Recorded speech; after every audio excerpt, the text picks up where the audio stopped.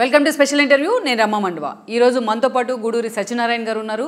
ఒక కాకతీయ విద్యా ట్రస్ట్ నుంచి కమ్యూనిటీ కిచెన్ దాకా, అదేవిధంగా హెల్త్ అండ్ రీహాబ్, అదేవిధంగా కమ్యూనిటీ వైజ్గా అందరినీ కూడా ఏకతాటిపైకి తెచ్చే ప్రయత్నం, వాట్ నాట్ మనం చెప్పుకున్నవన్నీ కూడా ఆయన ఇనిషియేట్ చేసే ప్రయత్నం అయితే చేస్తూ ఉన్నారు.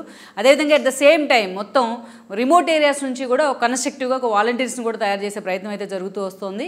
సో అల్టిమేట్ గోల్ ఏంటి, ఈ టోటల్ ఎపిసోడ్ వెనుక ఆయన అల్టిమేట్ గోల్ ఏంటి, అసలు గూడూరు సత్యనారాయణ గారికి ఇలాంటి ఇన్నోవేటివ్ థాట్ ఎలా వచ్చింది, ఆయన థాట్ ప్రాసెస్లో భాగస్వామ్యమైన వ్యక్తులు ఎవరు, అసలు ఆయన అల్టిమేట్గా దీని ద్వారా ఏం సాధించాలనుకుంటూ ఉన్నారు, ఆయన అడిగే మనం మరిన్ని విషయాలు తెలుసుకునే ప్రయత్నం చేద్దాం. సార్ నమస్తే. సార్ నమస్తే సార్. ప్రధానంగా ఒకసారి మిమ్మల్ని చాలా రోజులుగా ఆల్మోస్ట్ మేము 20 yearsగా మీరు మాకు పరిచయం చూస్తూనే వస్తున్నాం. అయితే బిఫోర్ దట్ సార్, వీటికన్నా ముందు చాలామందికి ఇంట్రెస్ట్ ఏంటంటే ఈ జనరేషన్ వాళ్ళకి, మిమ్మల్ని చూస్తున్న వాళ్ళకి మీ చైల్డిష్ అప్పుడు నుంచి కూడా మీ చిన్నతనం నుంచి ఒక్కసారి బ్రీఫ్గా మాకు చెప్పే ప్రయత్నం చేయండి. అండ్ మీ ఫాదర్ కూడా వెంకటరత్నం గారి గురించి అండ్ దాని రత్నం కంపెనీ గురించి కూడా ఒకసారి బ్రీఫ్గా చెప్పే ప్రయత్నం చేయండి సార్. మేము మా నాన్నగారికి కూడా సివిల్ ఇంజనీరే.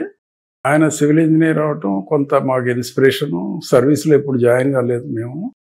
నాన్నగారు ఒక ఫ్యూ మంత్స్ కోసం జాయిన్ అయ్యారు కానీ బట్ సబ్సిక్వెంట్గా రిజైన్ అండ్ ఈ జాయిన్ ది బిజినెస్. మొదటి నుంచి కూడా మేము ఇదే కన్స్ట్రక్షన్ లైన్లో మేము బ్రదర్స్ అందరం దీంట్లోనే ఉన్నాం. ఒక తమ్ముడు మాత్రమే వేరే బిజినెస్లో మార్కెటింగ్లో ఉన్నాడు కానీ మేమందరం కూడా కన్స్ట్రక్షన్లోనే ఉన్నాం. లాస్ట్ మేబీ 50-60 years, నేనే 55 years ఆల్మోస్ట్ ఉన్నాను. మా నాన్నగారే నన్ను బయటికి తీసుకొచ్చినప్పటి నుంచి ఆయనే కొంచెం గైడ్ చేసి స్టార్టింగ్ 72 స్టార్ట్ చేశాను. ఇంజనీరింగ్ అయిపోయినాక ఉస్మానియా ఇంజనీరింగ్ కాలేజీలో I never join the service, all through I one the construction line. That is how I was inclined for the services. రెండోది, అప్పట్లో ఇంజనీరింగ్ సీట్ రావాలి అంటే హైలీ మెరిట్ క్వాలిఫికేషన్ ఉంటే తప్పితే వచ్చేది కాదు ఆ రోజు.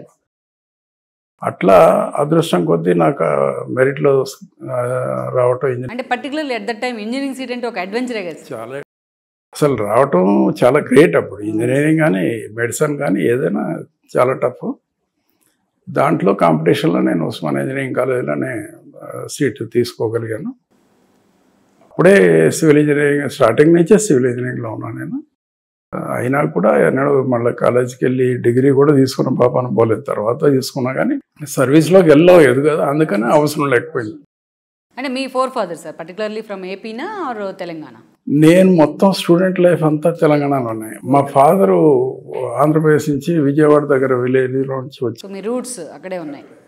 ఆయన ఈ కమ్యూనిస్ట్ మూమెంట్లో వాటిలో ఉండబట్టి సర్వీస్కి ఇంట్రెస్ట్ లేకుండా కాస్త ఎథిక్స్, మొరాలిటీ, సర్వీస్ ఓరియంటెడ్ దాంట్లో కొంచెం ఇబ్బంది పడి బయటకు వచ్చేసి సర్వీస్ చేసుకోవటం, సొంతంగా బిజినెస్ చేయటం, ఇదంతా కానీ రావణరత్నం కంపెనీ అని స్టార్ట్ చేయటం, ఇవన్నీ లాస్ట్ మేము చిన్నప్పటి నుంచి ఇదే చూస్తున్నాం.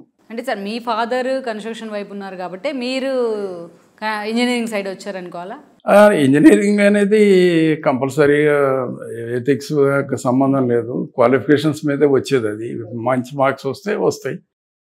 అట్లా ఇంజనీరింగ్ తీసుకోగలిగాను. కాకపోతే సివిల్ ఇంజనీరింగ్ తీసుకోవడానికి మాత్రం ఇన్స్పిరేషన్ మా ఫాదర్ అనే చెప్పాలి. ఇప్పుడు డాక్టర్ ఫాదర్ అయితే డాక్టర్ కొడుకు కూడా, అందుకని అది ఆ ఇంపాక్ట్ ఉంటుంది అందరికీ. So that is how I was into the civil engineering and I was associated with Usmania Engineering College even today also, alumni nunchi. So I have the track record of the alumni association in the Usmania University. అంటే యాక్చువల్గా ఖమ్మంలో స్థిరపడ్డారు sir Vijayawada నుంచి వచ్చి. తర్వాత మా father నిజామాబాద్లో contractor ఉన్నప్పుడు మేము చిన్న పిల్లం అక్కడ స్టార్ట్ చేసాం. ఓకే. ఆయన అక్కడి నుంచి ఆ వర్క్స్ అయిపోయినాక then he move to Khammam, కిన్నెర్స్ అని ప్రాజెక్ట్ అని అదని అక్కడ స్టార్ట్ చేశారు. ఇక దాంట్లోనే మళ్ళా ఆయనతో పాటు ఆయన ఎక్కడ ఉంటే ఇక అక్కడికి వెళ్ళిపోయేవాళ్ళం. మేము వెళ్ళి అక్కడ చదువుకున్నాం, పైకి వచ్చాం. టిపికలే కదా సార్ అప్పుడున్న సిచ్యువేషన్లో. ఇప్పుడున్న ఫెసిలిటీస్ కన్స్ట్రక్షన్లో అప్పుడు లేవు.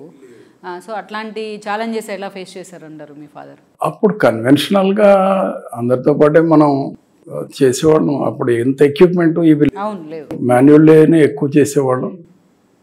లక్కీగా సిస్టమ్స్ కొంచెం ఎథిక్స్, మొరాలిటీ ఎక్కువగా ఉండేవి అప్పట్లో కన్స్ట్రక్షన్లో. తర్వాత నేను 85-90కి వచ్చే వరకు కూడా కన్స్ట్రక్షన్లోనే గవర్నమెంట్ వర్క్స్ కూడా చేసేవాళ్ళం ఎక్కువ. కానీ దాంట్లో ఉన్నటువంటి ఇన్హరెంట్గా ఎక్కడైతే ఈ కరప్షన్స్ ఇవి అవి ఉన్నాయో అవి మేము చేయలేక గవర్నమెంట్ వర్క్స్ తగ్గించుకొని ప్రైవేట్ సెగ్మెంట్కి వచ్చాం.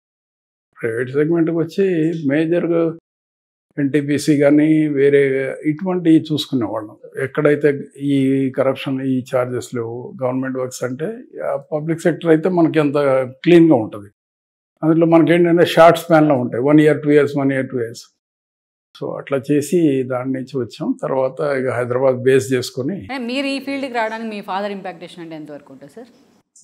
ఇంజనీరింగ్ అయిపోగానే మా ఫాదర్ నన్ను తీసుకొని మధ్యప్రదేశ్ వెళ్ళిపోయాం. దాని తర్వాత గుజరాత్ వెళ్ళిపోయాం. అక్కడే వర్క్స్ చేస్తాము. అక్కడ ఒక 2 years 3 years ఉన్నాము.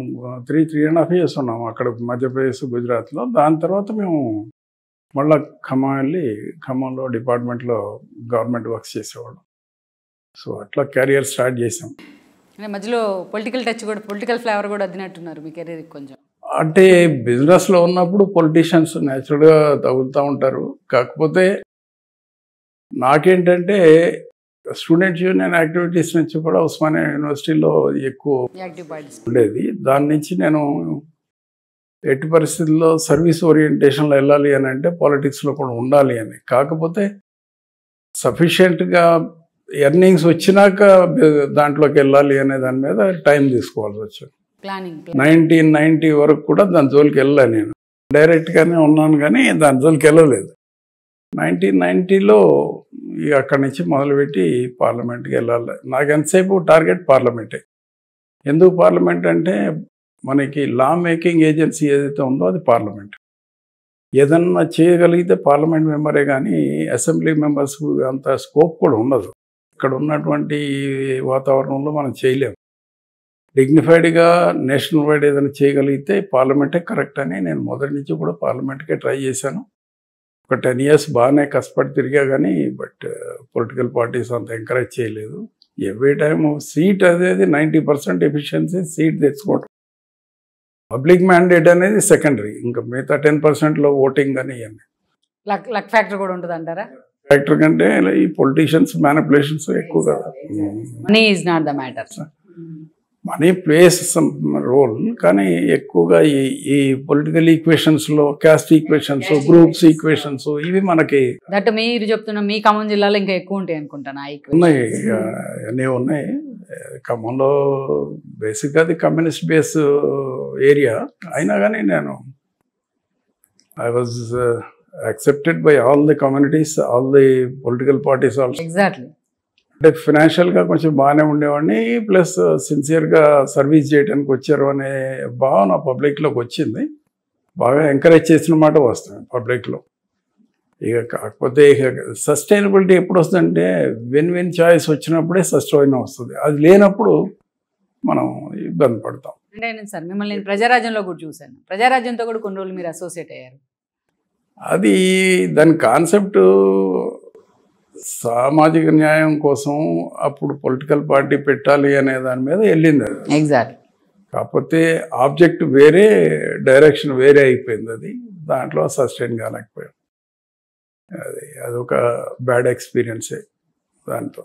దెన్ సార్ ఇప్పటికీ స్టిల్ మీరు గూడూరు గారు అంటేనే చాలా మందికి మేము అప్పటి నుంచి చూస్తూ వచ్చాం మీ గురించి, ఎస్పెషల్లీ డ్రీమ్ వ్యాలీ ఒక ఎక్సలెంట్ ప్రాజెక్ట్. అప్పటి నుంచి కూడా ఒక ట్రెండ్ సెట్ చేసింది ఇది కన్స్ట్రక్షన్. దీనికి ఎలా సార్ అర్థం చేశారు మీరు? సివిల్ ఇంజనీరింగ్ చదవటం వలన అసలు ఏదైనా ఒక టెండర్ వేయాలన్నా, ఒక ప్రాజెక్ట్ కన్సీవ్ చేయాలన్నా మనకు నాలెడ్జ్ ఉండాలి. అసలు ఇప్పుడు ఏదైనా ల్యాండ్ కనుక ఒక టోపోగ్రఫీ మారవాలి అంటే మనం దాంట్లో ఏం చేస్తాం అనేది ముందు మనకు ఒక ఐడియా ఉండాలి. ఒక ఆర్కిటెక్చర్ తెలిసిన వాళ్ళకి అప్పచెప్తే వాళ్ళు ఏదో చేస్తారనేది కాదు. మనం 100% దాంట్లో మనకి ఏం చేద్దాం ఈ ల్యాండ్ అని, ల్యాండ్ టోపోగ్రఫీ ఒకసారి అయిపోయినాక దాన్ని ఏం మారవలేవు. సో ఇంక్లూడింగ్ వాస్తు అది ఇన్బిల్ట్ అది. దాని గురించి అదేం లేదు, గాలి వెళ్తారు వీటి కోసమే పెట్టింది వాస్తు. కాకపోతే అది కూడా కొంచెం ఎక్కువ లోపలికి వెళ్తున్నారు. కానీ ఓవర్ ఏ పీరియడ్ ఇప్పుడు మనకి ఎవరు చెప్పారు రైట్ హ్యాండ్తో అన్నందున మనకి ఇట్స్ సైంటిఫిక్ రీజన్ సార్. కాబట్టి అట్లా నేను సిటీలో చాలా ఇంపార్టెంట్ ప్రాజెక్ట్సే చేశాను. ఏ ప్రాజెక్ట్ అయినా కానీ బయ్యర్ని కనీసం ఒక 5 times ఇంటర్వ్యూ చేయందే నేను అసలు ఏ ప్రాపర్టీ సేల్ చేసేవాడిని కాదు. అసలు ఈ బయ్యర్ మన దగ్గరికి ఎందుకు వచ్చాడు, ఏ విధంగా ఇతను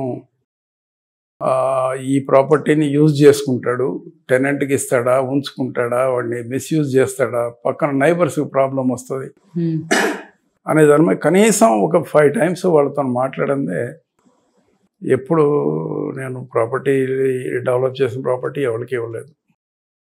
ఎందుకు రాజ్భవన్ రోడ్లో నేను ఫస్ట్ ప్రాజెక్ట్ చేసినప్పుడు కూడా అంత office complex, first time office complex. That was when appreciated by the, అప్పుడు బీబీసీ కూడా రిపోర్ట్ చేసింది ఒకసారి నాకు మొట్టమొదటిలో. అప్పుడు కూడా చాలా వైడ్ కారిడార్స్, ఆఫీస్ సెటప్ ఎట్లా ఉండాలి అనే దాని మీద మేము చేసుకున్నాం. అది అక్కడి నుంచే మొదలైంది. తర్వాత అమీర్పేటలో కాంప్లెక్స్, కానీ ఏదైనా సరే బయ్యర్ని మాత్రం నేను 100% చాయిస్. ఇది సార్ డ్రీమ్ వ్యాలీ ఎలా, డ్రీమ్ వ్యాలీ ఆలోచన ఎలా వచ్చింది?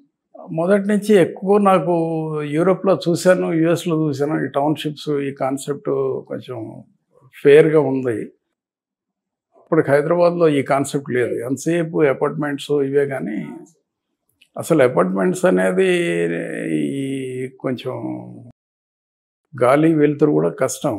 అప్పుడుకున్న రెగ్యులేషన్స్ ప్రకారం ఇంకా కష్టం. అది ఇప్పుడు మరీ టూ మచ్ అయిపోయింది ఇదంతా. అందుకని ఇటువంటి విల్లాస్ అయితే కాస్త గాలి వెలుతురు, కాస్త సొసైటీ కమ్యూనిటీ లివింగ్ ఉంటుంది ఇక్కడ. అది మేజర్ కాన్సెప్ట్. ఇది ఎంత మీకు స్పేషియస్గాను, ఇంత గ్రీనరీగా ఎక్కడ లేదు. ఏది అది కూడా హార్ట్ ఆఫ్ ది సిటీలో. నేను ఇది టేకప్ చేసినప్పుడు అవుట్ ఆఫ్ ది సిటీ ఇది. కాకపోతే నాకు కాన్సెప్ట్ ఉంది కాబట్టి ఈ వెస్ట్ జోన్లో అంతా బిజినెస్ ఉంది కదా, హైటెక్ సిటీ ఇవన్నీ కూడా బిజినెస్. అవును. అందుకని ప్రాక్సిమిటీ టు దిస్ 5 kilometers రేడియస్లో పెట్టుకున్నాను. సరే లక్కీగా ఇది దొరికింది, బాగానే మంచి పేరే వచ్చింది.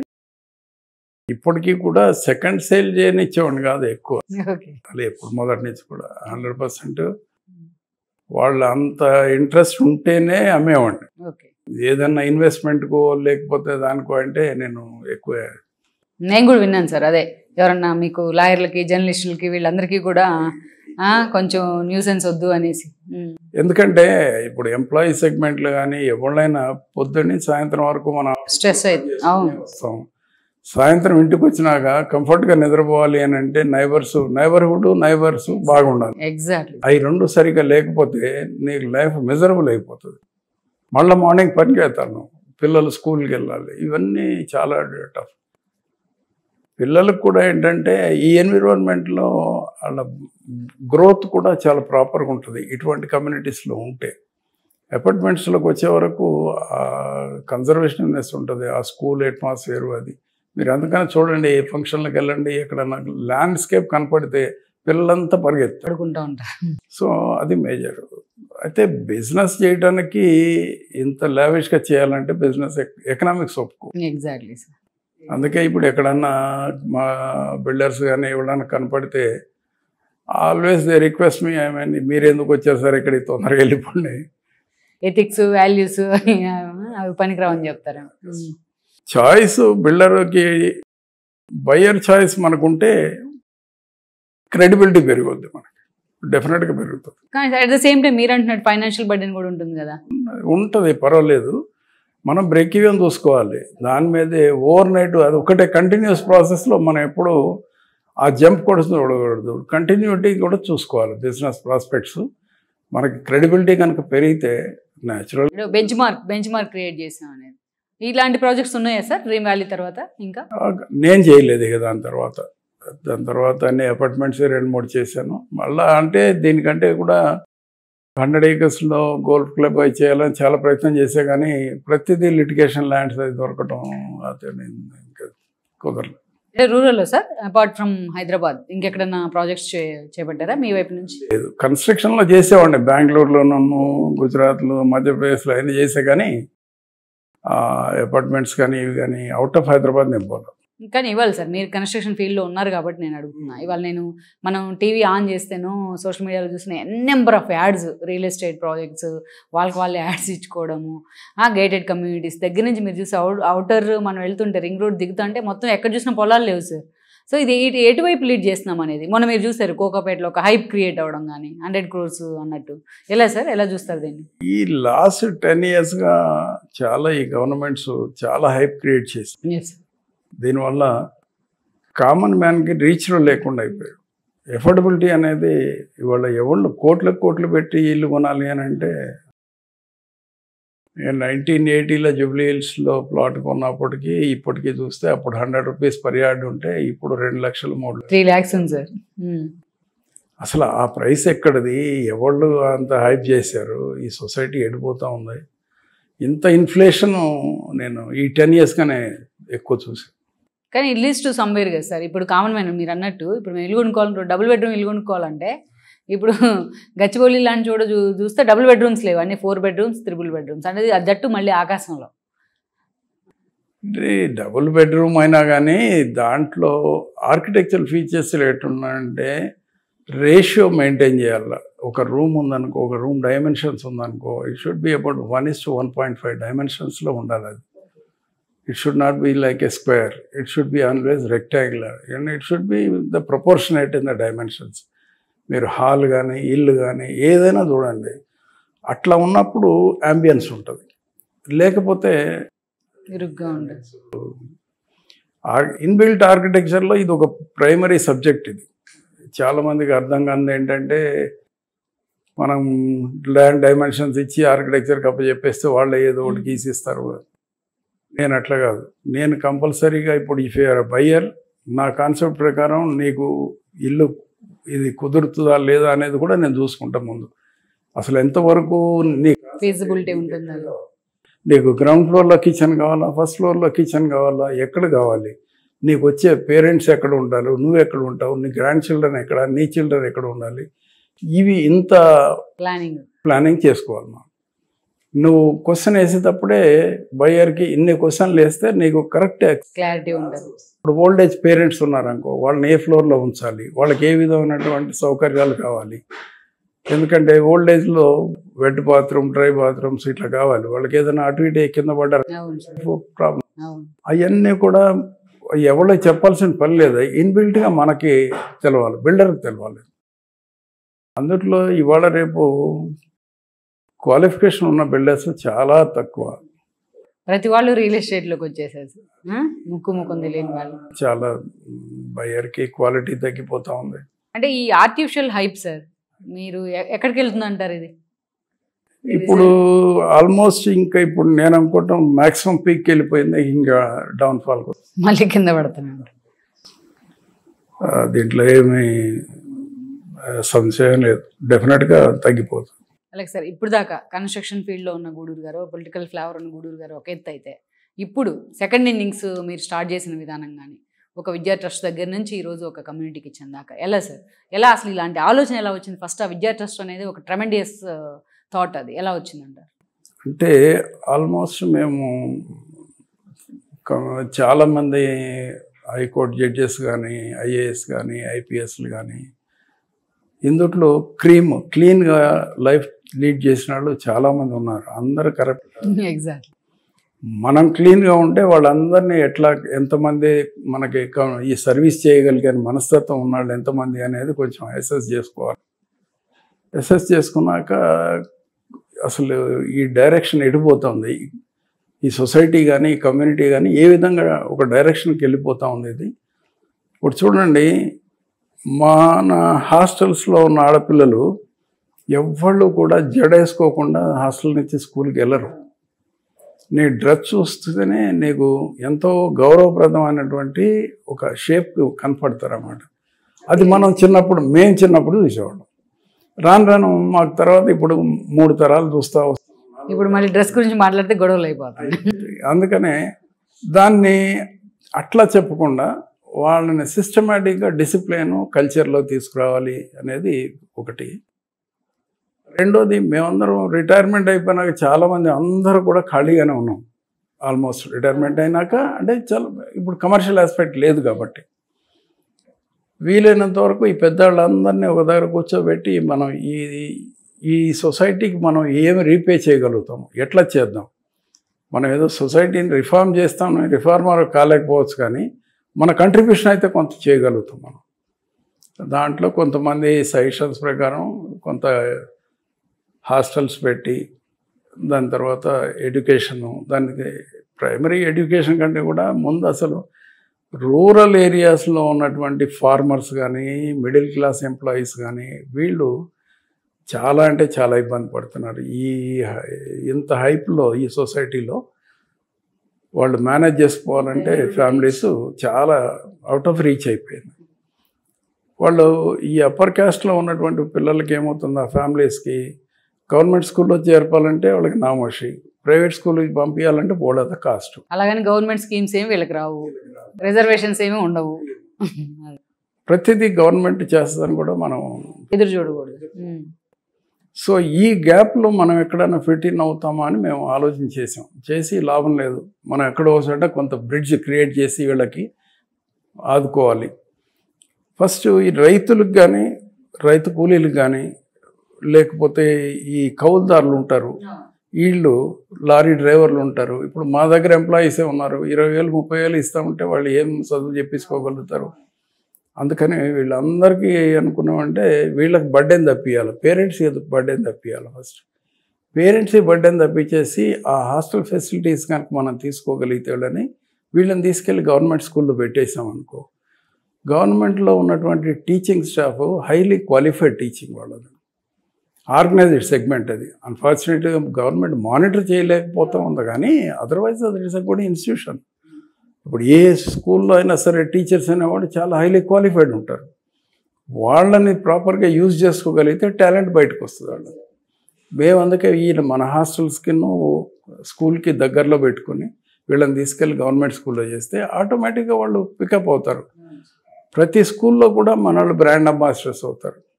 రెండోది హాస్టల్లో పెడతానికి కారణం ఏంటంటే ఎడ్యుకేషన్ అనేది సెకండరీ. మాకు ప్రైమరీగా వాళ్ళకి బర్డెన్ తగ్గిపోతే పేరెంట్స్కి, వీళ్ళందరికీ డిసిప్లిన్, వాల్యూస్ అండ్ ఎథిక్స్ వీళ్ళకి ఈ రెండు వచ్చినాక ఆటోమేటిక్గా ఒక సొసైటీలో ఒక గ్రూప్ కనుక ఒక దగ్గర కూర్చుంటే పిల్లలు మనుషులు ఓపెన్ అవుతారు.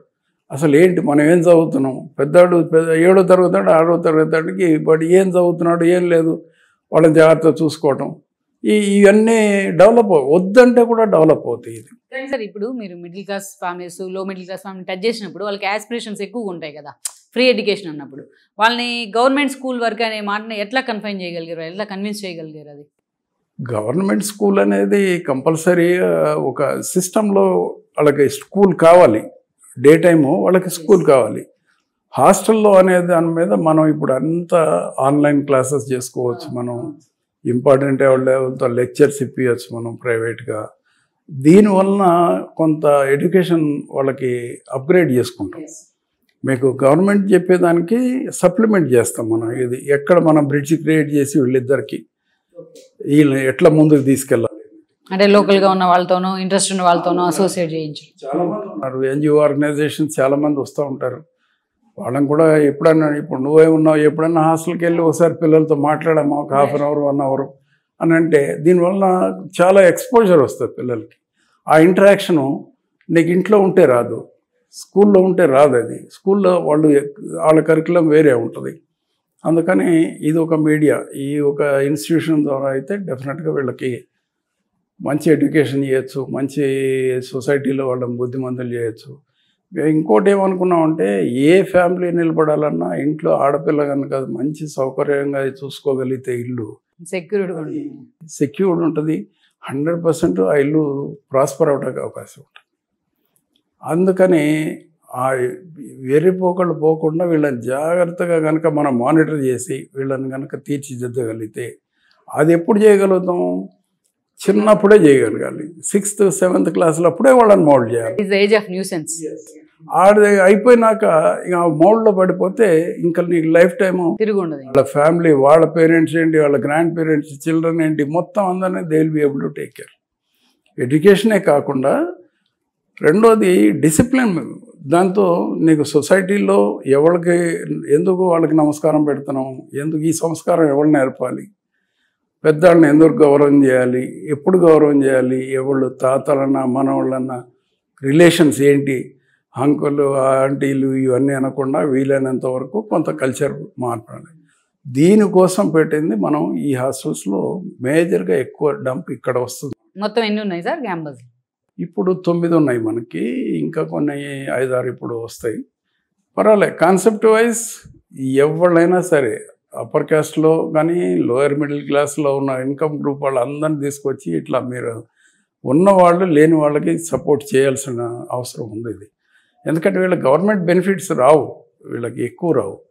అందుకని ఎంత ఎకనామికల్లీ సోషల్ వెల్ఫేర్ వాళ్ళకి ఇచ్చినట్టు మనకు కూడా కొంతమందికి ఇస్తూ ఉంటారు, కానీ అవి ఏం పెద్ద ఉపయోగం ఎఫర్ట్ చేయలేరు కూడా వాటితో. అవును సార్. ప్రైవేట్ సెగ్మెంట్లో ఇవాళ నువ్వు మెడిసిన్కి వెళ్ళాలన్నా ఇంజనీరింగ్కి వెళ్ళాలన్నా బోల్డ్ కాస్ట్లీ. ఈవెన్ బాయ్స్ కూడా ఉన్నారు కదా సార్? బాయ్స్ గర్ల్స్ ఇద్దరు ఉన్నారు, కానీ we're concentrating more on the girls, but we can't neglect the boys also. Result ఎలా ఉంది సార్ లాస్ట్ 3 years నుంచి? బ్రహ్మాండంగా. అసలు ప్రతి స్కూల్లో కూడా మన పిల్లలే బ్రాండ్ అంబాసిడర్స్. అక్కడ టీచర్స్ కూడా they love to see our children క్యాంపస్లోనే. వాళ్ళకి ఏదన్నా ఒక హాఫ్ అన్ అవర్ ఎప్పుడన్నా టీచర్ క్లాస్ అవ్వాలన్నా వీళ్ళకి అప్పచెప్తే వీళ్ళు they to handle the classes. అంత ఫ్లెక్సిబిలిటీ పెరిగింది పిల్లలు. అసలు మీకు డిబేట్ చేస్తే వాళ్ళతో మీకు అసలు ఎంత వెళ్ళాను సార్ నేను కూడా, పెన్నూరు క్యాంపస్ కూడా చూసాను నేను. It's wonderful concept. బట్ అందరూ మా వాళ్ళు కూడా అప్పుడప్పుడు వెళ్ళి చూస్తూ ఉంటారు, మానిటర్ చేసుకుంటూ ఉంటారు. అంటే వీళ్ళందరినీ యునైట్ చేయడం ఒక ఎత్తు అయితే, ముందు వాలంటీర్స్ సార్ అంత స్వచ్ఛందంగా వాలంటీర్స్ని ఐడెంటిఫై చేయడం అనేది ఒక టిపికల్ టాస్క్ కదా, అది ఎలా చేస్తున్నారు? అది ఎప్పుడైతే మనం హాస్టల్కి ఒక ప్రాపర్టీ తీసుకొని అక్కడ హాస్టల్ కనుక ఎస్టాబ్లిష్ చేస్తే అక్కడ ఊళ్ళో ఉన్నటువంటి కొంచెం గౌరవప్రదమైనటువంటి పెద్దవాళ్ళని కానీ వాళ్ళని కానీ ఎన్జిఓస్ కొంతమంది ఉన్నారు. వాళ్ళ ఇప్పుడు రిటైర్డ్ టీచర్స్, లేడీ టీచర్స్ కానీ రిటైర్డ్ లేడీ గవర్నమెంట్ అఫీషియల్స్ కానీ వీళ్ళు మంచి కమ్యూనికేటర్స్. వీళ్ళని కనుక చూసుకోగలిగితే ఆ ఏరియాలో చాలామందికి సగం ప్రాబ్లం సాల్వ్ అయిపోతాయి. వాళ్ళని అన్నీ నేర్పుతారు పిల్లలకి, వాళ్ళకి టైం పాస్ అవుద్ది. వాళ్ళకి 60 years వచ్చే వరకు ఏంటి, వాళ్ళ గ్రాండ్ చిల్డ్రన్ వరకు వెళ్ళిపోతారు. వాళ్ళు they will be happy to. Exactly. వాళ్ళ పిల్లలు ఎక్కడో యూఎస్లో ఉంటారు, లేకపోతే హైదరాబాద్లో ఉంటారు, బెంగళూరులో ఉంటారు. కాబట్టి వాళ్ళకి ఈ పిల్లలతో అటాచ్మెంట్ అనేది పెరిగిపోతుంది. దానివల్ల ఎక్స్‌ప్లాయిటేషన్ బ్రహ్మాండంగా ఉంటుంది. వాళ్ళకి ఎంత సౌకర్యంగా ఉంటుందంటే వాళ్ళు కూడా తాత నాయనమ్మ అని పిలిపించుకోవడం. సో కమ్యూనికేషన్ ఫస్ట్ చాలా వండర్ఫుల్గా ఉంటుంది. మనం అసలు దాని గురించి ఆలోచన చేయాల్సిన పని లేదు. ఎక్కడ ఇంటీరియర్ రిమోట్ ప్లేసెస్లో కనుక మనం సర్వీస్ చేద్దామని వెళ్తే కూడా I didn't find any resistance. అంటే 2 years స్కూల్ సార్ మీకు వస్తున్న ముందు మిగతా జిల్లాల నుంచి కూడా ఇట్లాంటి డిమాండ్స్ చాలా ఉన్నాయనేది నేను విన్నాను. ఉన్నాయి, అన్నీ చేయలేం కదా, నెమ్మదిగా చేస్తుంది. నెమ్మదిగా ఒక 100 హాస్టల్స్ చేయాలనే ఉంది మాకు కూడా. కొంచెం అంటే what about your future plans sir? ఇంకా టైం ఉంది కదా, ఇంకా next 3 years 4 years I think will be able to do maximum about 100 hostels తీసుకురాగలుగుతాం. అంటే వీళ్ళకి ఎసెన్షియల్ కమోడిటీస్, ఎసెన్షియల్ నీడ్స్ ఇవన్నీ ఎలా మానిటరింగ్ చేస్తారు? అవన్నీ కూడా ఇవాళ రేపు ఆన్లైన్ సర్వీసే చాలా వరకు. ఎక్కడ ₹1 మిస్యూజ్ కాకుండా చాలా వరకు ఆన్లైన్ తీసుకొని మనం ఒక వెండర్ని ఐడెంటిఫై చేస్తే వాడి క్రెడిబిలిటీ చూసి ఇది అసలు టాస్క్. అది కష్టమైన పని. అది కనుక మనం చూసుకోగలిగితే price is not the criteria. ఎప్పుడైతే మనం సర్వీస్ చేస్తున్నామో ఆ సర్వీస్కి ఇంప్రెస్ అయ్యి వెండర్ కూడా సర్వీస్ అట్లాగే ఉంటుంది, అతనిది క్వాలిటీ అట్లాగే ఉంటుంది, ప్రైసింగ్ కూడా అట్లాగే ఉంటుంది. మనం ఏమి పెద్ద కంగారు పడాల్సిన పని లేదు. It all depends on how you develop the people. You to bring in ఏమంటే సిస్టమ్. ఆ సిస్టంలోకి వచ్చేస్తే చేయగలుగుతాం, ఎవడో చేయొచ్చు. ఇక్కడ ఒక కాన్సెప్ట్ ఏంటంటే నేను చూసింది, మీరు ఎలాగైతే మీరు పిల్లల్ని టువర్డ్స్ ఇటువైపు తీసుకొచ్చారు స్కూల్స్ వైపు పర్ఫెక్ట్ గైడ్లైన్స్తో, దెన్ వాళ్ళు ప్రెజర్ తీసుకోవడం మానేశారు. పేరెంట్స్ రిలాక్స్ అయిపోయారు చాలా చోట్ల. అసలు వాళ్ళు పేరెంట్స్ టీచర్స్ మీటింగ్, పేరెంట్స్కి స్టూడెంట్స్ మీటింగ్ అప్పుడప్పుడు హాస్టల్స్తో పెడితే ఇట్స్ ఎ వండర్ఫుల్ ఇంటరాక్షన్. వాళ్ళు మొట్టమొదటిలో జాయిన్ అయినప్పుడు తల్లిదండ్రులను చూడాలనే కోరిక ఉండేది. ఇప్పుడు now they don't want to వెళ్ళడానికి కూడా ఇష్టపడట్లేదు. పండగలు ఎందుకు వస్తారు అక్కడి నుంచి, మీరేం రావాల్సిన పని లేదు, మేము బాగానే ఉన్నాము ఇక్కడ. వార్డెన్ తల్లిదండ్రులు, వార్డెన్ కుక్ కానీ వార్డెన్ కానీ వాళ్ళంతా తల్లిదండ్రులు మాకు వాళ్ళే, టీచర్స్ వాళ్ళే. లక్కీగా గవర్నమెంట్ స్కూల్స్లో ఉన్న టీచర్స్ కూడా వాళ్ళు మన హాస్టల్కి అప్పుడప్పుడు వస్తూ ఉంటారు ఏదైనా హాలిడేస్లో. మనాళ్ళు కూడా ఏదైనా టీచర్స్ డే అని ఇంకోటి ఏదైనా ఫంక్షన్ దాకా 15th కానీ ఉంటే పిలుస్తారు. వాళ్ళకి ఒక మంచి సంబంధం ఉంటుంది అన్నమాట. అందుకని వాళ్ళు కూడా అంత రెస్పెక్టబుల్గా చూస్తారు వీళ్ళు అనేది ఆ టీచింగ్ స్టాఫ్ కూడా వచ్చింది. సో దానివల్ల మాకు మంచి వాతావరణం అయితే. అంటే what about that financial burdens and all? అది పెద్ద ఇష్యూ కాదు. చాలామంది ఫిలాంథ్రపిస్ట్ చాలామంది ఉన్నారు. ఇక్కడ ఎందుకు వాళ్ళు చేయలేకపోతున్నారు అని అంటే, ఎవళ్ళు ఈ సిస్టంలో ఇది కరెక్ట్గా చేస్తున్నామని ఎక్స్ప్లెయిన్ చేయలేక, వాడు చేయకముందే వీళ్ళు చందాలకు వెళ్తూ ఉంటారు కొంతమంది. Exactly sir. మీరు సస్టైనబిలిటీ మీరు క్రియేట్ చేయండి. ఒక 6 months 1 year స్వచ్ఛందంగా వచ్చేస్తారు, తర్వాత వాళ్ళే వస్తారు. అసలు దాని గురించి మనం ఎప్పుడు మీరు ఇటువంటి కార్యక్రమాలు ఎన్ని చేసినా కానీ ఫైనాన్సెస్ పెద్ద బర్డెన్ కాకూడదు మనకి.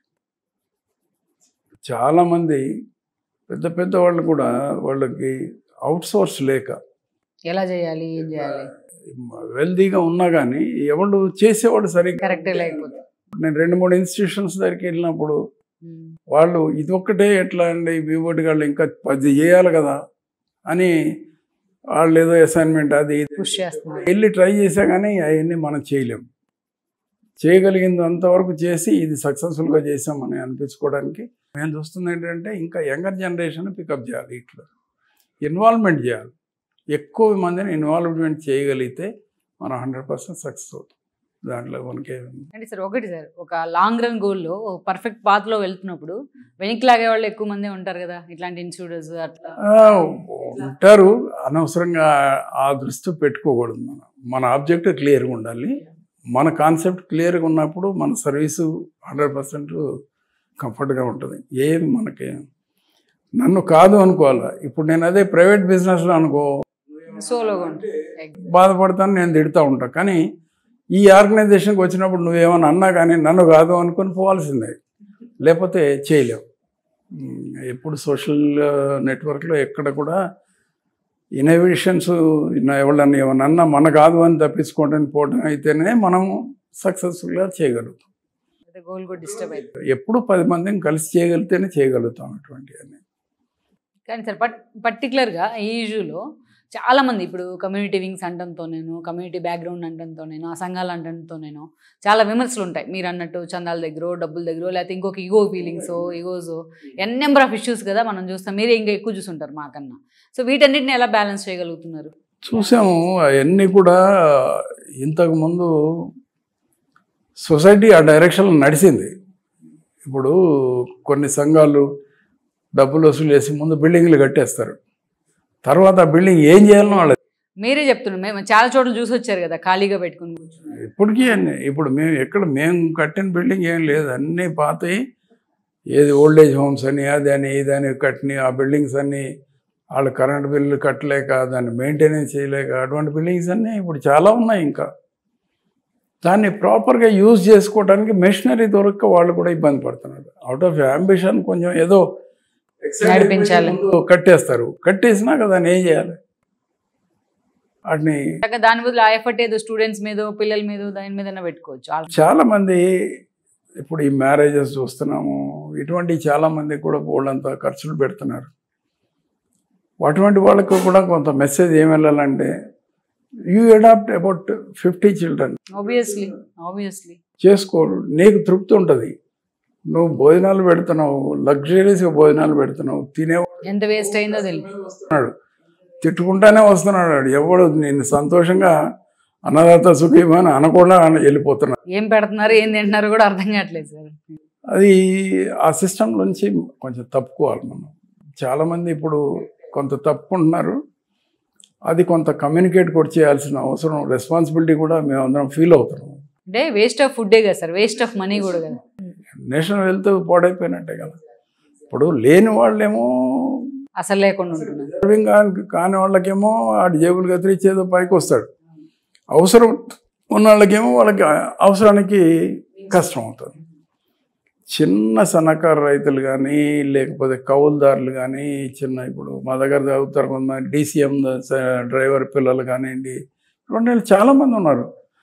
అప్పర్ క్యాస్ట్లో మీరు అనుకున్నంత ఎలైట్ సొసైటీ ఉన్నా కానీ ఫైనాన్షియల్గా చాలా లో ప్రొఫైల్లోనే ఉంటారు సార్. అవును, అవును. ఎందుకు ఇవాళ పొద్దునే మాకు ఈస్ట్ గోదావరిలో బ్రాహ్మణ్ ఫ్రెండ్స్ వాళ్ళు ఏదో వెడ్డింగ్ కార్డు ఇవ్వడానికి వచ్చారు. ఊళ్ళో అసలు ఎవరిని అడిగినా కానీ వాళ్ళు లేరు సార్, అంతా పిల్లలందరూ వైజాగ్ వెళ్ళిపోయారు, ఇటు హైదరాబాద్ వచ్చేసారు.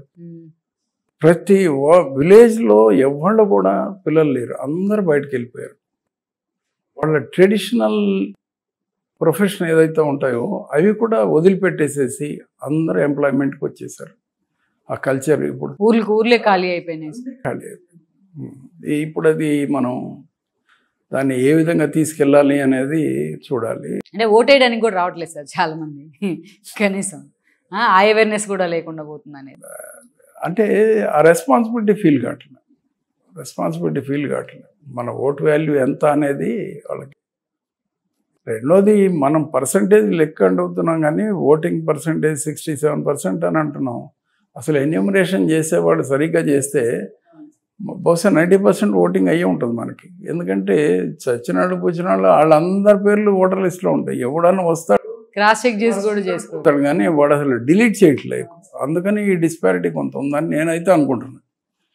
లేకపోతే అంత పర్సంటేజ్ ఉండకపోవచ్చు. అలాగే సార్, విద్యా ట్రస్ట్ ఒక ఎత్తు అయితే రీసెంట్గా దానికి దీనికి సంబంధం లేకపోయినా వేరు గ్రూప్స్ దాన్ని లీడ్ చేసే ప్రయత్నం చేస్తున్నా. ఇనిషియేషన్ విషయంలో మాత్రం community kitchen point of view అసలు అలాంటి ఒక ఇన్నోవేటివ్ థాట్ కదా, అలాంటి ఆలోచన ఎవరు చేశారు, అసలు ఎలా వచ్చింది? అంటే ఈ డ్యూరింగ్ ద ప్రాసెస్ మేము అనంతపూర్ నుంచి శ్రీకాకుళం వరకు ఈ హాస్టల్స్ దీని మీద పిల్లల్ని పికప్ చేయడానికి దీనికి తిరుగుతూ ఉన్నాం కదా. ఇప్పుడు ఎక్కడ రూరల్ ఏరియాస్కి వెళ్ళినప్పుడు అర్థమైపోతుంది అసలు ఇళ్లల్లో మనుషులే లేరు, ఇళ్ళన్నీ ఖాళీ పెద్దాళ్ళు ఉంటున్నారు. నువ్వు ఎంత బతిమలాడినా కానీ నీకు హైదరాబాద్లోనే అపార్ట్మెంట్ కొంటాం అక్కడ ఉండమంటే వీళ్ళు చస్తే ఉండలేదు. కనీసం నియరెస్ట్ టౌన్కి వెళ్ళి ఉండమన్నా ఉండలేదు. మెడికల్ ఫెసిలిటీస్ ఉంటాయి మేమని వాళ్ళకా ఇక్కడ ఉపాధి లేదు, వాళ్ళు కంపల్సరీ బయటకు వెళ్ళాలి. వాళ్ళ ఫైనాన్షియల్ సౌండ్నెస్ కోసం, వాళ్ళ బతుకు తెరుగు, వాళ్ళ పిల్లలు, వాళ్ళ ఫెసిలిటీ కోసం వాళ్ళు హైదరాబాద్ రావచ్చు, బెంగళూరు పోవచ్చు, యూఎస్ వెళ్ళొచ్చు, యూకే వెళ్ళొచ్చు, ఆస్ట్రేలియా ఏదైనా వెళ్ళాలి. వాళ్ళు లేకపోతే సర్వైవల్ లేదు వాళ్ళకి. ఇప్పుడు ఆపర్చునిటీస్ వచ్చినాయి అట్లా.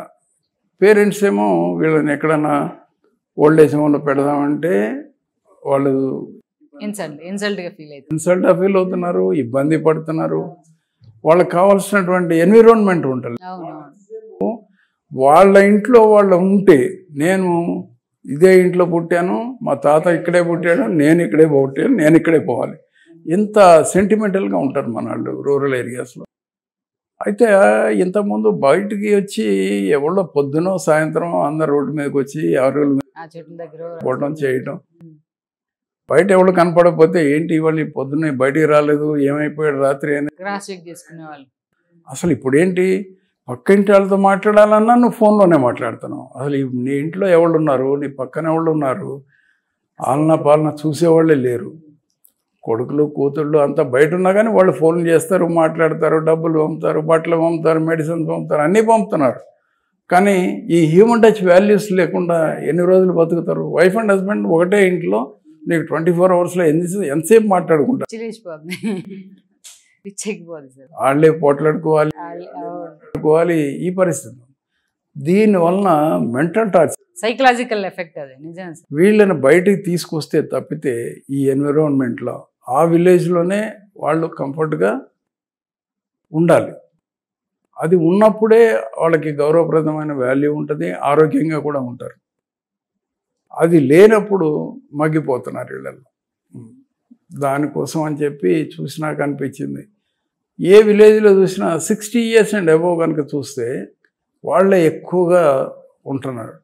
కొంచెం 50 years 45 years ఉన్నారనుకోండి, ఎప్పుడన్నా యూకే రమ్మన్నా యూఎస్ రమ్మన్నా వెళ్తారు, కాసేపు ఉంటారు, చేస్తారు. 60 దాటే వరకు ఏంటంటే తిరగలేదు, మొబిలిటీ పోతుంది. ఎవరికైనా మా బట్టికల్లా ఇప్పుడు బయటికి వెళ్ళాలన్నా కొంచెం కష్టమే. అటువంటి వాళ్ళు ఏం చేస్తారు, కంపల్సరీ ఊళ్ళోనే ఉండాలి. ఊళ్ళో ఉండాలి అని అంటే ఒక టౌన్కి దగ్గరలో ఉంటే కొంత పర్వాలేదు, కానీ మరీ ఇంటీరియర్ ప్లేసెస్లో యాక్సెస్ రిమోట్ ఏరియాస్లో అసలు ఏమి వాళ్ళకి ఫెసిలిటీస్ ఉండవు. అంటే ఇంకా అంత అండర్ డెవలప్మెంట్ ఉందా అని మీరు అనుకోవచ్చు. మీకు గ్రామాల్లోకి వెళ్తే తెలుస్తుంది అంత.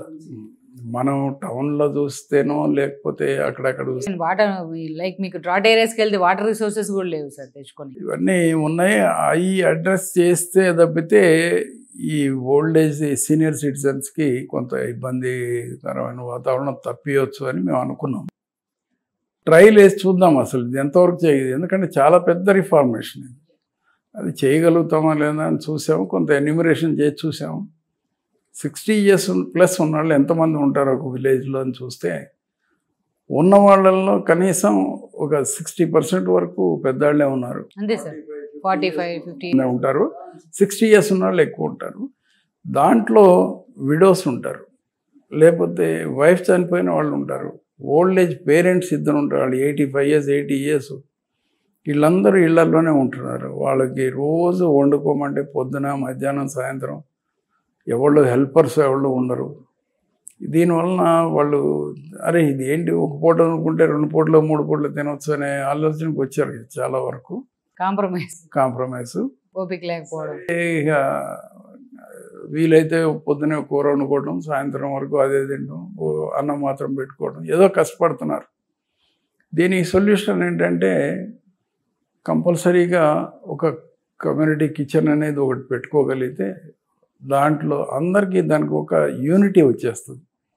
ఆ యూనిటీ వలన కనీసం పలకరింపు ఉంటుంది, హ్యూమన్ టచ్ వాల్యూస్ పెరుగుతాయి. ఎవళ్ళు మనవాళ్ళు ఎవళ్ళు పరాయాళ్ళు ఇవన్నీ కాకుండా రోజు కలుస్తారు, వాళ్ళు 3 సార్లు కలుస్తారు. కాబట్టి వాళ్ళకి సౌకర్యంగా ఉంటుంది. ఇది అందరు కలిసి మనిషికి ఎంత వేసుకుంటే వాళ్ళు ఇండివిజువల్గా ఖర్చు పెట్టుకుంటే 10,000 రూపాయలు అయితే ఇక్కడ 3,000-4,000 రూపాయల్లో ఖర్చు తక్కువ అవుతుంది. ఖర్చు తక్కువే కాదు, కనీసం వాళ్ళకి రావటం పోవటం అందరు కలవటం ఒక దగ్గర కూర్చోవడం, ఆ డిబేట్, అది హెల్దీ అట్మాస్ఫియర్ చాలా అంటే చాలా ఆరోగ్యంగా ఉంది. చూసాం, కొన్ని ఏరియాస్లో చూసి ఒపీనియన్ తీసుకున్నాం. ఒక దగ్గర 2 దగ్గరలో స్టార్ట్ చేసి చూస్తున్నాం. చూద్దాం నెమ్మదిగా. ఇది ఎవరినైనా సరే ఊళ్ళో ఉన్నటువంటి పిల్లలు కానీ పెద్దవాళ్ళు కానీ దీన్ని చూసి నేర్చుకోవాలి. ఇప్పుడు యూకేలో ఉన్నవాళ్ళు కానీ యూఎస్లో ఉన్నవాళ్ళు కానీ వాళ్ళకి చెప్తే ఎంతో సంతోషపడుతున్నారు. అబ్బో ఇది బాగుంది, మేము ఏదైనా హెల్ప్ చేస్తాం సార్ ఇటువంటి వాటికి అని. వాళ్ళు పేరెంట్స్ ఇప్పటికీ ఆ ద్రాతృత్వం ఉంది పిల్లల్లో. అరే తల్లిదండ్రులను అక్కడ వదిలేసి మనం ఇక్కడికి వచ్చాము, ఉంది సార్ మనసు. మరీ ఎవరో వన్స్ ఎక్కడో కొంతమంది ఉంటారు కానీ బట్ అదర్వైజ్ వాళ్ళు దే ఆర్ మోర్ కన్సర్న్. అందుకని వాళ్ళు బాగానే చూసుకుంటున్నారు పిల్లల్ని. కాకపోతే మనం కొంత ఫెసిలిటీ కనుక క్రియేట్ చేస్తే వీళ్ళు కొన్ని ప్రాజెక్ట్స్ కూడా స్టార్ట్ చేసినట్టున్నారు కదా సార్, ప్రకాశం జిల్లా త్రిపురాంతకం అట్లా పైలట్ ప్రాజెక్ట్స్ ఆల్రెడీ 2 months అయిపోయింది. ఎలా రన్ అవుతుంది సార్? ఫీడ్బ్యాక్ అండ్ ఆల్ ఎలా రన్ అవుతుంది? అసలు వాళ్ళకి ఇది కళా నిజం అనుకుంటున్నారు వాళ్ళు, అసలు వాళ్ళు ఊహించలేదు. మా వాళ్ళు కూడా చాలామందికి అందరికి ఎట్లా ఉందంటే అంబిషియస్గా చేస్తున్నారు, ఇవన్నీ చేయగలుగుతామా లేదా అనేది అందరికీ డౌట్ ఉంటుంది. ఇప్పుడు చేయగలిగితే మనం చేస్తాం, లేకపోతే మన సెకండ్ తరాలు వాళ్ళు చేస్తారు. ఎవరు అసలు ఒక లైనప్ ముందు అందించాలి కదా సార్. అసలు ఆ కాన్సెప్ట్ కరెక్టా కాదా అనేది చెక్ చేసుకుంటున్నాము. సో చాలా ఎందుకు ఈస్ట్ గోదావరి అంటే ఫెర్టైల్ ఏరియాకి వెళ్తే కూడా there is a tremendous response from the ladies.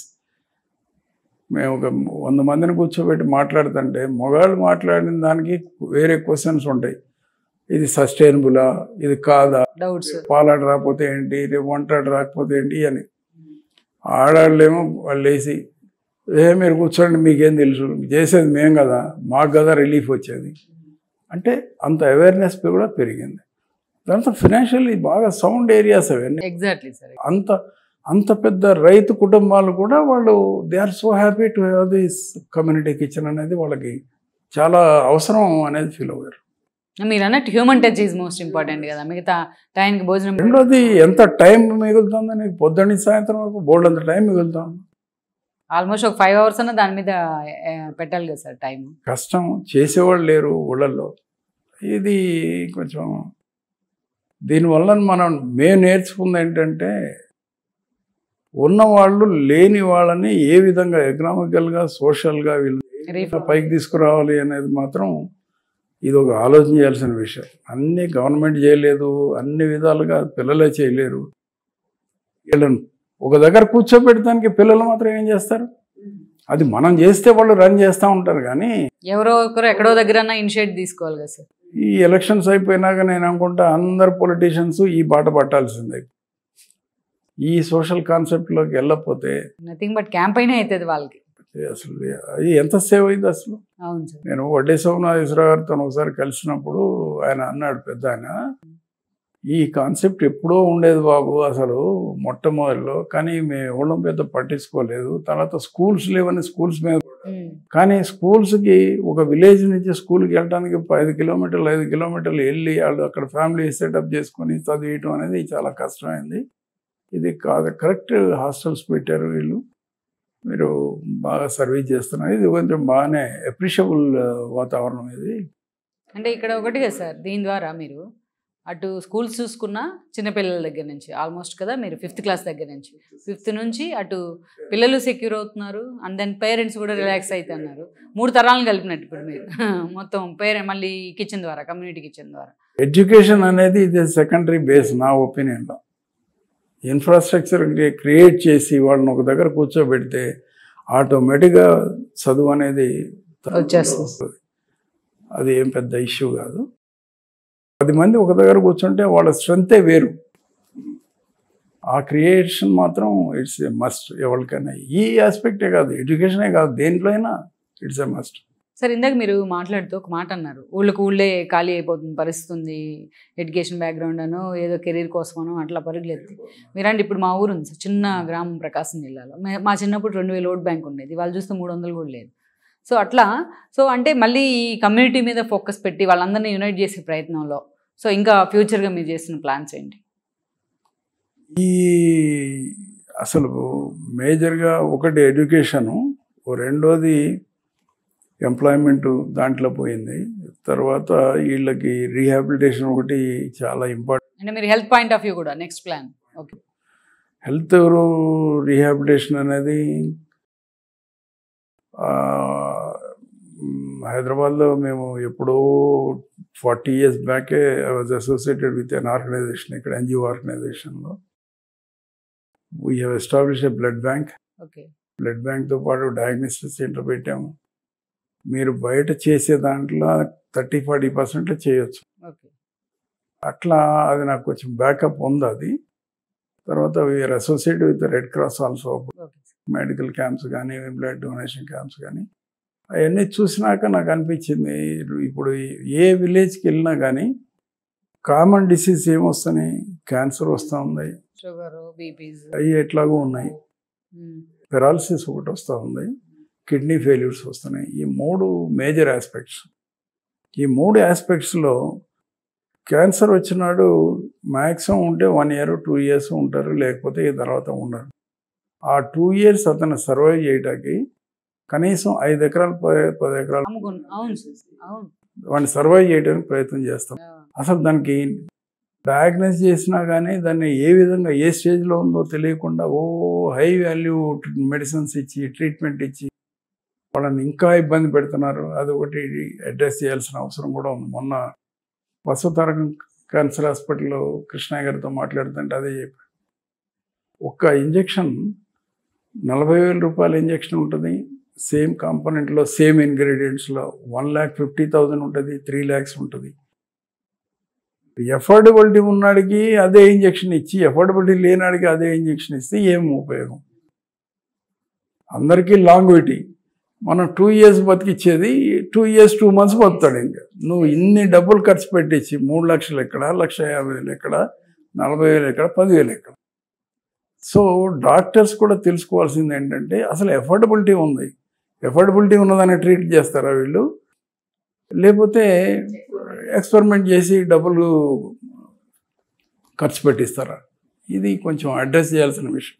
కానీ రీహాబ్ అంటే ఇంకా టిపికల్ టాస్క్ అవుతుంది కదా సార్ రూరల్ ఏరియాస్లో అండాలి అంటే. రీహాబ్ అంటే రెండోది ఏంటంటే, ఇప్పుడు డయాలసిస్ పేషెంట్ ఉంటాడు, వారానికి 2 సార్లు 3 సార్లు డయాలసిస్కి వెళ్ళాలి. ఇప్పుడు కోసూరు కానీ వెనుకొండ అవుతారు, చాలా ఇంటీరియర్ ప్లేసెస్ ఉన్నాయి. వాళ్ళకి ఏదైనా అయితే డాక్టర్స్ చెప్తారు డయాలసిస్ చేయించుకోవాలా మీరు అని. వాళ్ళు డయాలసిస్ సెంటర్కి రావాలంటే కనీసం 2 hours అన్నా వెళ్ళాలి. 100 కిలోమీటర్స్ ట్రావెల్ చేస్తే కానీ నరసరావుపేట ఎక్కడ పోతే కానీ డయాలసిస్ చేయించుకోలేడు. వాడు పొద్దున్న ఎప్పుడు బయలుదేరాలి, బస్సు ఎక్కాలి, ఇప్పుడు ఇక్కడికి రావాలి, ఇప్పుడు మళ్ళీ డయాలసిస్ చేయించుకోవాలి, మళ్ళీ ఇంటికి వెళ్ళాలి, తిండి తిప్పలు ఉండటం, ఇక మళ్ళీ నెక్స్ట్ ఈ 2 రోజులు అయితే మళ్ళీ రావాలి. ఇక సైకిల్ అంతా దానికే సరిపోద్ది.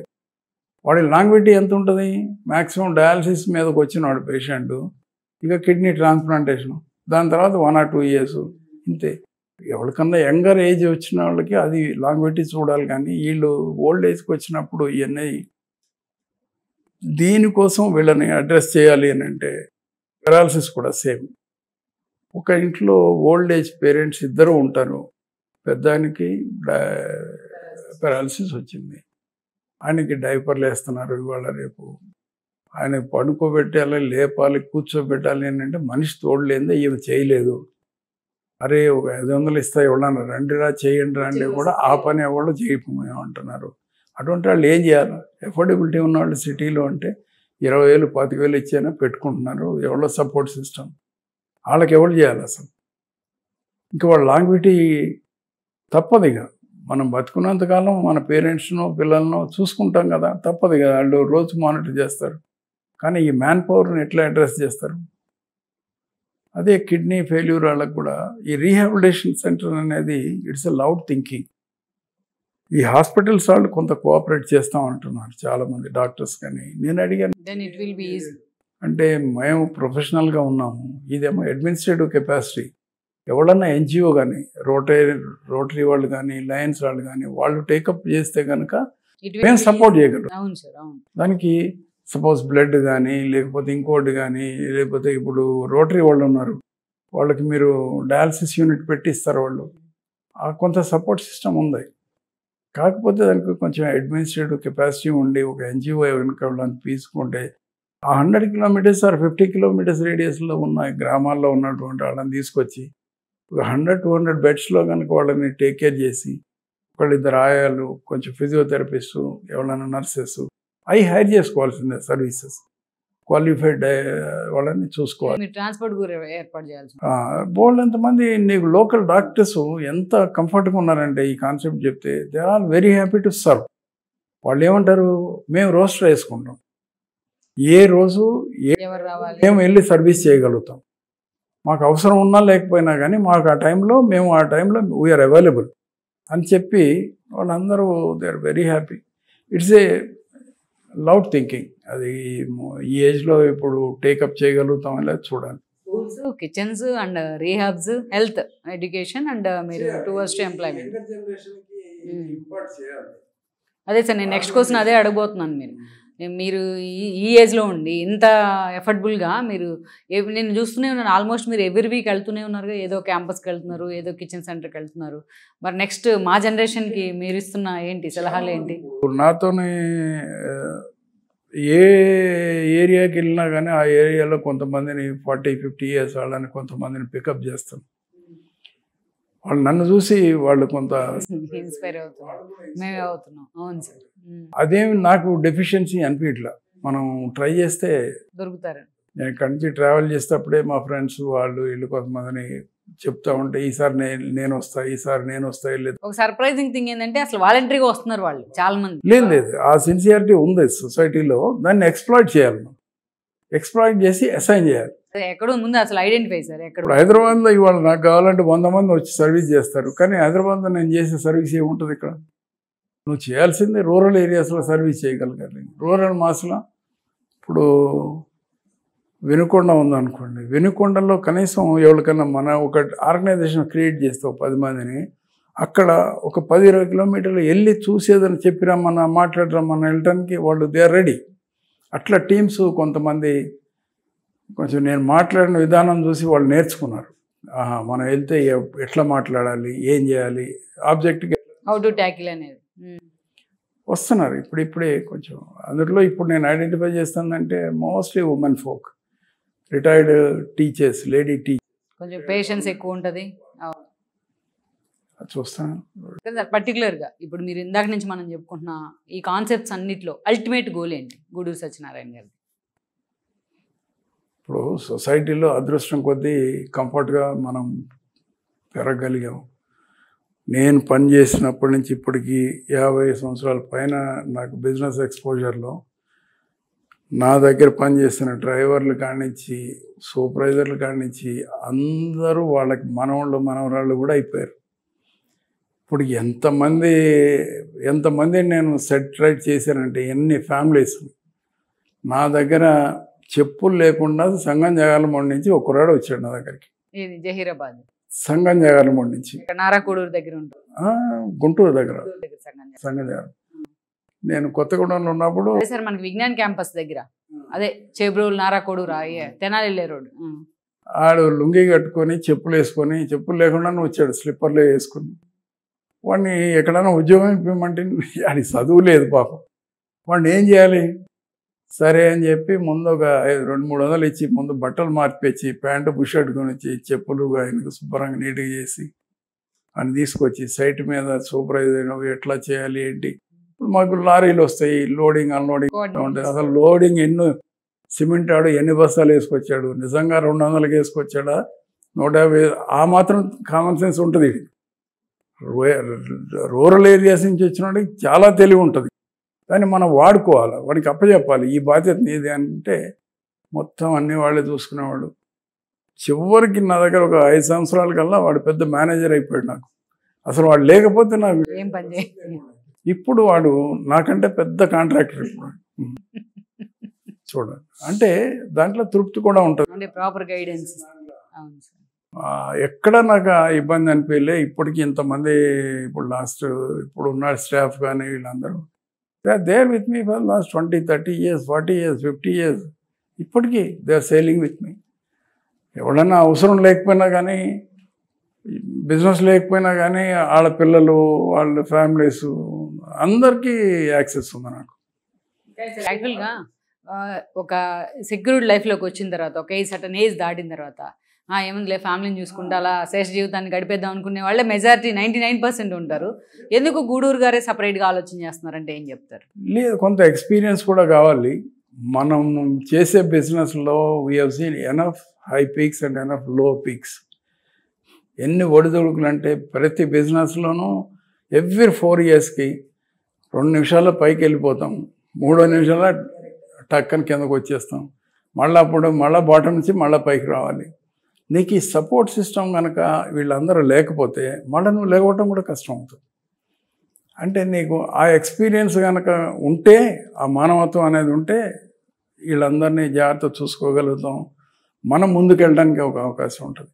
ఈ రిచ్ ఎక్స్పీరియన్స్ ఏదైతే ఉందో it is driving me rather.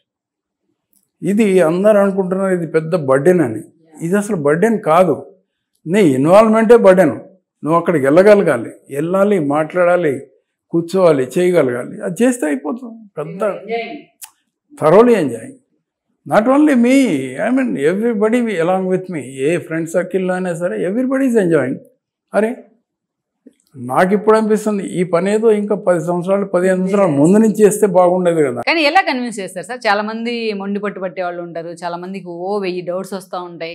వీళ్ళందరినీ ముందు యునైట్ చేయడం టిపికల్ టాస్క్గా ఒకే వేదిక మీద తీసుకొచ్చి అటువంటి వాళ్ళతో నువ్వు ఆర్గ్యూ చేయమాక, ఆ డైరెక్షన్లోకి వెళ్ళమాక. అసలు ఆర్గ్యుమెంట్కి వెళ్ళకూడదు.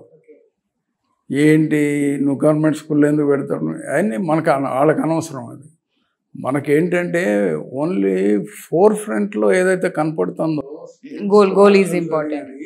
అది కాదు మన ఆబ్జెక్ట్. అసలు మన ఆబ్జెక్ట్ ఏంటి? అసలు కింద లెవెల్ నుంచి ఫ్యామిలీ సెటప్ చేయాలంటే ఎట్లా, నెక్స్ట్ 5 years లోపల వీళ్ళు పైకి రావాలంటే ఎట్లా, వాళ్ళు వచ్చిన వాళ్ళు సస్టైనబిలిటీ ఏంటి, అసలు ఎథిక్స్ మొరాలిటీ అనేది నువ్వు 6th క్లాస్లో కనుక నేర్పగలిగితే మనకు అసలు మేము చిన్నప్పుడు మీరు చదువుకున్నారు లేదు కానీ సోషల్ సైన్సెస్, మొరాలిటీస్ ఇవన్నీ ఎన్ని ఉన్నాయి.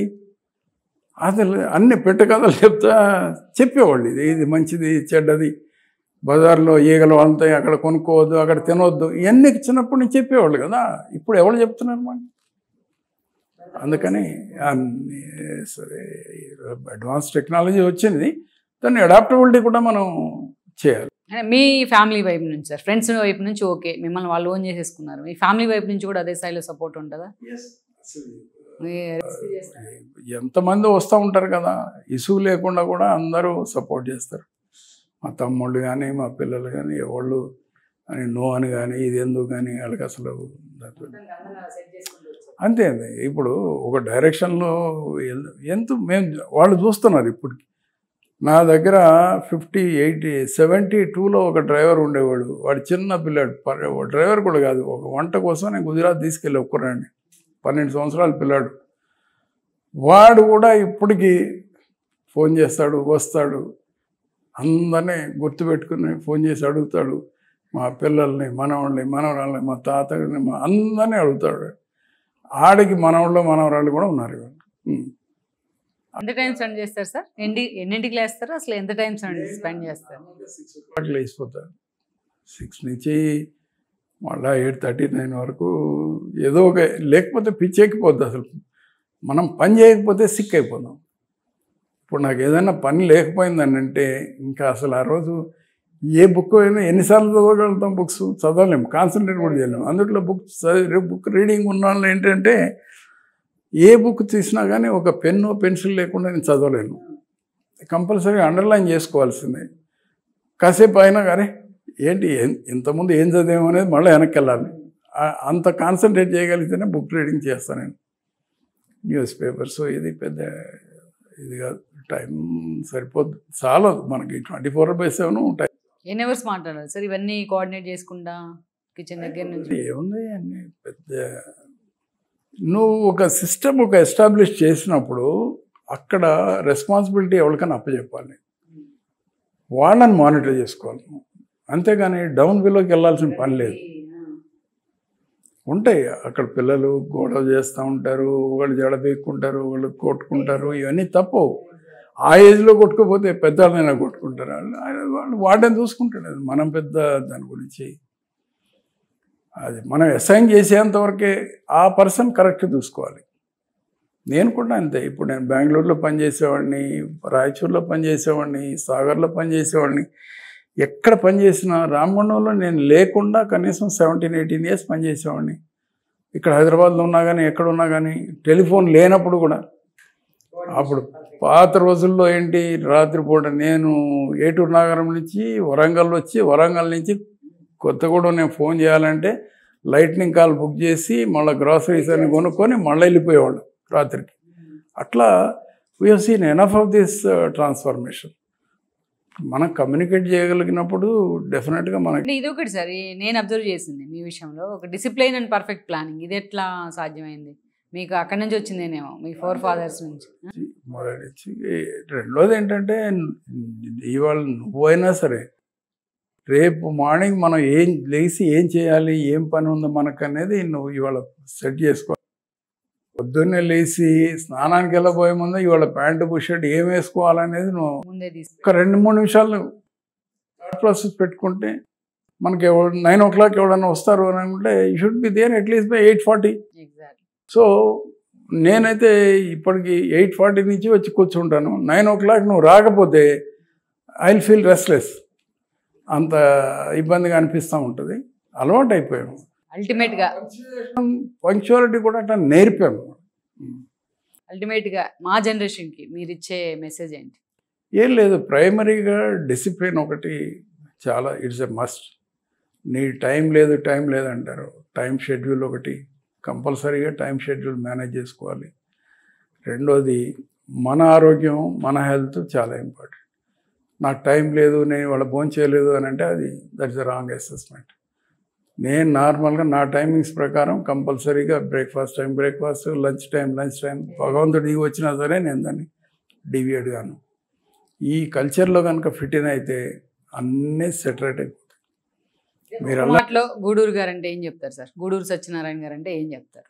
ఏం లేదు, వీలైనంత వరకు మన చేతనాయన కాడికి మనం సర్వీస్ చేసుకుంటూ పోవాల్సిందే.